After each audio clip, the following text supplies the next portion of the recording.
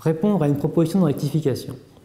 Vous venez de recevoir une proposition de rectification et passé le premier choc, vous en avez mesuré l'ampleur et pris la décision d'y répondre. Comment faire? Première chose à savoir, l'inspecteur qui vous contrôle, qui vous a contrôlé, vous indique point par point et chef d'accusation par chef d'accusation les raisons pour lesquelles il vous redresse. Il convient d'analyser chacun de ces points qui relèvent souvent de cas différents, tant en droit qu'en fait. Pourquoi en droit? Parce que même si c'est un professionnel, l'inspecteur des impôts connaît mal le droit fiscal qui est particulièrement complexe. Il faut donc vérifier à chaque fois que la règle de droit qu'il énonce et qu'il interprète est correcte.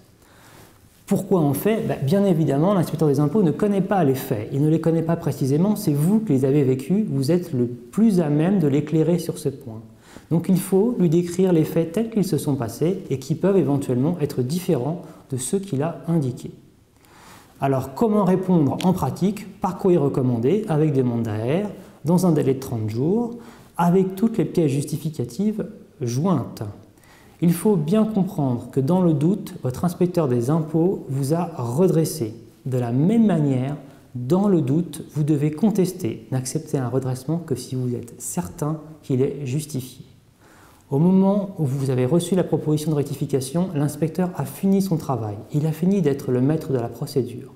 Il vous appartient maintenant de vous défendre, de prouver qu'il est en tort, que c'est vous qui avez raison. Il vous appartient de reprendre la main.